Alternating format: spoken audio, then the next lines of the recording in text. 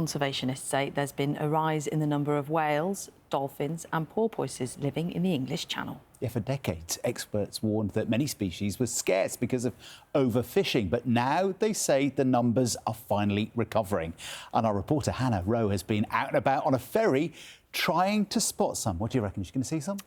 Let's hope so. You can wait decades for magical moments like these. But just recently, marine conservationists say sightings are becoming more common in a place many thought was too overfished to support these animals. A lot of people think that there's no wildlife to be found in the English Channel, but actually there is so much.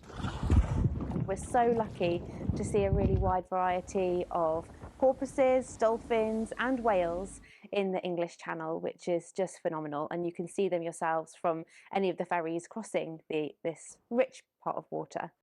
To check on the channel's wildlife, conservationists with the charity Orca work with ferry companies like DFDS and P&O to put their scientists on board the large cross-channel passenger boats.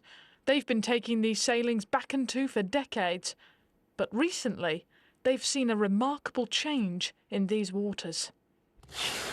A minke whale was here just a couple of years ago, and this stretch of water going by the window just now is a world hotspot for harbour porpoises. Pretty impressive, given that just 20 years ago there wasn't one seen here. That almost certainly is related to the increased prey. We've had much tighter regulation now on taking of herring, so that pressure has decreased.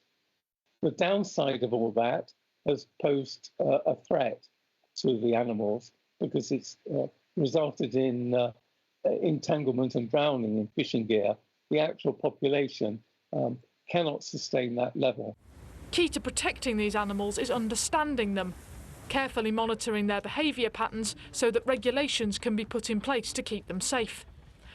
But the English Channel is too vast for one or two conservationists to monitor alone. That's why scientists on board the passenger ships work with members of the public as they take the trip to and from the continent. What I do is that if people are interested to do an observation with me, this is the rendezvous point. At the beginning, I give a little introduction, very briefly introduction about these animals, the species that we can see here, how to identify them.